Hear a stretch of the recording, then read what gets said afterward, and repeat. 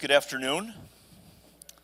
So we did a little thing a little out of order, so I would have been right on the edge of the stage had I known that I was going to be up here. But we're all good now, and so I want to just ask you to consider some things that you probably already know or you think you already know, and that's about the amazing contributions that this tiny little nation, barely the size of New Jersey, makes to the international community. And if you take a look, whether it's communications, energy, environment, agriculture, medicine, if it has to do with enhancing the quality of life or extending the days of life, it's pretty safe to say that there's Israeli fingerprints either directly on it or not very far removed. But let's just take it a little further than that. Let's not just be oohing and awing about amazing patents or inventions or even innovations. We are going to take a look at not just the innovations of Israel, but you need to kind of take a few layers back, and you need to consider the motivations behind the innovations of Israel. And just take a look around at the size of the crowd in this room, and there's probably a lot of pastors and ministry leaders in here that have done missions trips. How many of you, just by a show of hands, how many of you have gone to a country, you work with a country, your church sends money to a country, that one of their biggest needs is just drinking water, just clean, safe drinking water? Or maybe just water so that they can finally farm and maybe even extend their agriculture growing season so that they can sustain just barely their own citizens. How many of you within the last week, if not just within the last 24 hours, encountered somebody that was in a wheelchair? Just by a show of hands. I just encountered somebody in the elevator at the hotel today in a wheelchair. How many of you in the circle of friends that you have or in your family has had cancer touch their lives? By a show of hands. So let's keep it personal. You know, it was personal for me when I was we need the graphics up on the screens, guys. It was personal for me when I was just, I had a man crush on a guy by the name of Michael Oren. And I loved this guy. He was Israel's ambassador to the U.S., and I had the opportunity to spend the day with him down in Southern California. And one of our stops was him addressing folks at the University of Irvine. And we had a surprise. We had about 150 students from the Muslim Student Association that decided they didn't want Michael Oren to speak that day. And what blew me away, it was going to be funny, and it was almost humorous if it wasn't so offensive and ironic, was that the students that were jumping up and shouting to interrupt Mike Lauren was using Israeli-invented technology in their text messages to assign who was going to be the next disruptor and the script that they were going to spiel. And it was absolutely mind-boggling because here this movement of boycotting, divesting, and sanctioning Israel, the BDS movement, the backbone of the infrastructure of that movement is really on our college campuses. And I was witnessing right before my eyes that this platform that's used to discredit Israel was actually using Israeli technology against itself. And the irony of that kind of made me rise up, and I became a very big fan of CUFI and campus that day, and have been kind of allegiance to them since. But we heard it today, and just about every time I kind of keep my ear perked for when folks will quote Genesis 12:3, because it's a cornerstone passage for us, in the Christian community. But 4 times out of 5, if not 9 times out of 10, when Genesis 12:3 is quoted, they omit that last line. It's all blessed is a blessing, I'll curse you that curse thee, and then we just totally just stop it right there with a ... and we omit, and in you all the families of the earth shall be blessed. Now Christians want to hang, their faith in their hat on the fact that that's pointing directly to our Savior, the Messiah, Jesus Christ. That in you, it's through him, through the root of Jesse, through the son of David. And that's appropriately fitting for us. But it doesn't say, and in you all the believers, will be blessed. It says, and in you all the families of the earth shall be blessed. And that means those folks in the second line too, their enemies. It means even Israel's enemies will be blessed, through Israel. So let's ask ourselves a rhetorical question. When you think about Israel, what is a word that comes to mind? And I would just suggest to you that all the ones that come to mind because of the clips of the news that you see on the media or what you might see on a headline on a paper, I think it's time that we all consider it a personal challenge, that when you look at your friends or your family, when you're engaging your small group or your kids are home from school around the dinner table, why don't you consider it your duty so that when somebody asks them, when they think about Israel, a word that comes to mind, consider it your personal duty to make sure that the word innovation is among them.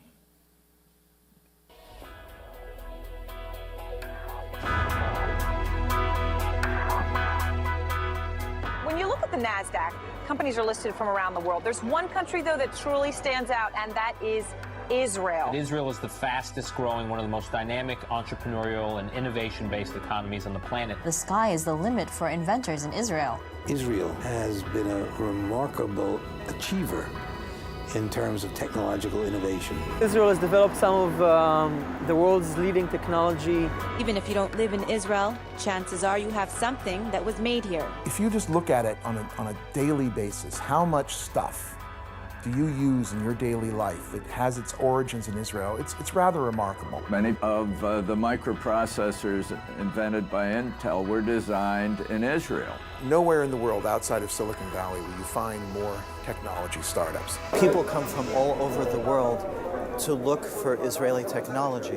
Warren Buffett shelled out more than $4 billion for Iskar Metalworking, the largest purchase the legendary investor has made outside the United States. I understand that their facilities are incredible, but I would expect that. Intel developed here, HP as a center here, Google is very successful here, Microsoft as well as in research and development. If you actually do the math, Microsoft is almost as much an Israeli company as we are a U.S. company. This country has been such a beta site or a laboratory for solving both national and international problems since its inception. The technology coming out of Israel is being used to connect the world, green the planet, save lives, and have fun. Wow. Wow. For instance, Kinect lets me use my body as the controller. This very cool technology was developed in Israel and then bought by Microsoft. The workout. In a way, Israel is known to everybody as a center of innovation, as a place where you can find more innovation than anywhere else in the world per capita. If you look at countries that are represented in these stock exchanges, the ranking today is number 1, of course, the United States. Number 2 is China, and number 3 is Israel. The US, China, Israel. Looking at our size, how is it that Israel, with its 7 million people, has the 3rd largest group of companies traded in New York? This is an amazing fact for a tiny country to actually eclipse all the nations of Europe in the creativity of its entrepreneurial leadership. Just last week at the Forum on World Globalization, the Bloomberg rating for innovation, Israel climbed to rank number 5. It's curious, I'm not going to try to read more into it than there is, but South Korea for the 6th year in a row was number 1 in innovation. And several years ago, it became state mandated for virtually every school child to study the Talmud. So I'm just saying maybe there's a coincidence there. But before we take a look at the future, let's go back to the past, because barely 100 years ago, this is really what Israel had to work with. She gets about 1/8 of the water that the rainfall that you see in New Mexico and Nevada and Arizona and some of the worst deserts in this country. But it doesn't look like Nevada anymore. It looks like the Napa Valley, thanks to the invention of drip irrigation technology. And water, when you're going to build a nation in a desert, water becomes really the lifeblood of it. She's a leader in desalination and water reclamation, leading the world in recycling with 86%, the U.S. trailing at 1%, tied with Europe. We've got the Garlows that are here from the San Diego area, not very far down the road.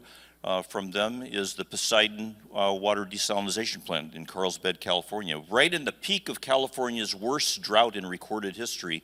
It took 7 years to build what should have taken 3 years for that desalination plant because the environmentalists didn't like it going up. But when they cut the ribbon on it, all of a sudden San Diego had 55 million gallons of water every single day, and it wasn't very long after that Anaheim said, we'd kind of like to have one of those ourselves. And so they're looking at that. Technology, you all have heard about the Iron Dome, amazing technology, actually 3 separate pieces of American technology that Israel married into one for the Iron Dome. And now it's been miniaturized essentially to become a tank defense system against anti-tank missiles. And America just ponied up about $200 million to protect our soldiers and our military hardware on the front lines.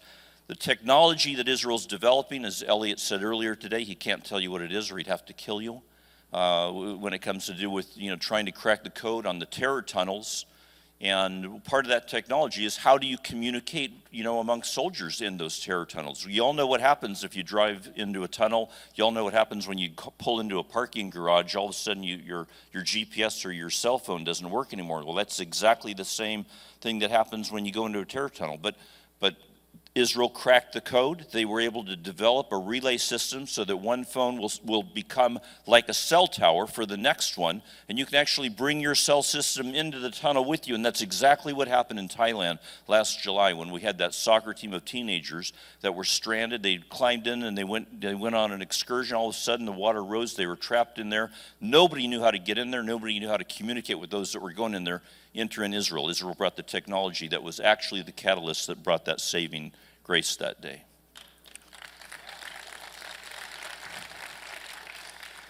You take a look at the Israeli bandage. There has not been fewer, people being struck on the battlefields as there have been in the past. But if you take a look at the numbers in the charts and the scales, there's been a dramatic drop in the fatalities of those that have been wounded, and a large part of that credit goes to the Israeli bandage. And it's a technology that makes it very easy for even a layperson to be able to apply life-saving procedures, but it's also the way that the bandage is treated so that it will actually stop the bleeding at the wound site itself. That Israeli bandage was credited with saving the life of Gabriel Giffords when she was shot at a political rally in Tucson, Texas. And it has, Sandy was kind enough to touch on the fact that my son Grant was a veteran in Iraq. Best man at his wedding, Doc Amin, was a medic. And Doc Amin walks around with one leg today because he was running to save somebody that had stepped on an IED, and he stepped on an IED on his way there. And it was these Israeli bandages that were among the top things in his pack and among the things that saved his life, that kept him amongst us today. And so I'll just put this little thought in here regarding my son in that ad. When I talked to my son, I said, I don't want to tell you why I think you should do this ad. I want you to, you're going to have to really want to do it. And his response was, Dad, I still want to fight. I just don't want to do it over there. So that was his idea. We just had some of the worst fires. Well, they were the worst fires in California's history. And smoke was, we live in Sacramento, California, 60, 70 miles away, and the smoke was so bad you could barely see some of the traffic lights some days. That's how bad the fires were. And it wasn't very long into them that all of a sudden Israel Aid, always some of the very first relief efforts on the ground, were up there in Paradise, California. They didn't ask to go. They were asked to go. They were asked to come and bring their support. They were able to put generators on site where out of thin air, hundreds of gallons of water provided for the first responders and the victims themselves, and also just people that are counseling the folks that just lost everything that they had on this earth. It's important for us to remember the PTSD that the folks have in Israel isn't post-traumatic syndrome. It's present traumatic syndrome. And so they can speak to folks and they can let them know that you might not see the light at the end of the tunnel right now, but you will. And so they're able to breathe hope and keep them looking forward to tomorrow rather than focus on what they just lost the day before. I was 9 years old when my mom transformed in a flash from this rock of smiles and positive support to a near nervous breakdown basket case because she just received a phone call that her absolute best friend and sister in the whole world was diagnosed with breast cancer. And at that time, that was pretty much a death sentence. And so it's pretty safe to say that there's folks in this room that have had that touch pretty close to their own lives. And it might be encouraging for you to know that through Israeli technology, just recently a study that took the course of 2 years right here in the States, it was in 2006 that they started with benign, non-malignant tumors, but that a couple of years ago they started with cancerous tumors, and 146 women that were treated with this ice cure treatment, only one of them in 2 years had their tumors reoccur. Just got an email just a little while ago today from somebody that bring to my attention that there's teams that are actually stepping out on a limb and saying that there are R&D departments in the medical field in Israel that believe that they're going to be able to announce a cure for cancer this year out of Israel. So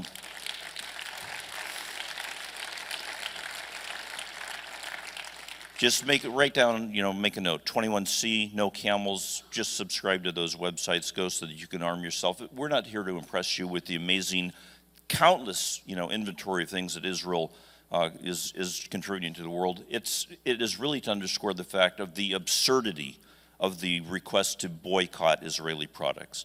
Let's take a look at Genesis 12:3 again. When they're asking you to boycott Israeli products, they're not just asking you to deny yourself the blessing of what Israel's contributing. They're asking you to be part of cursing Israel.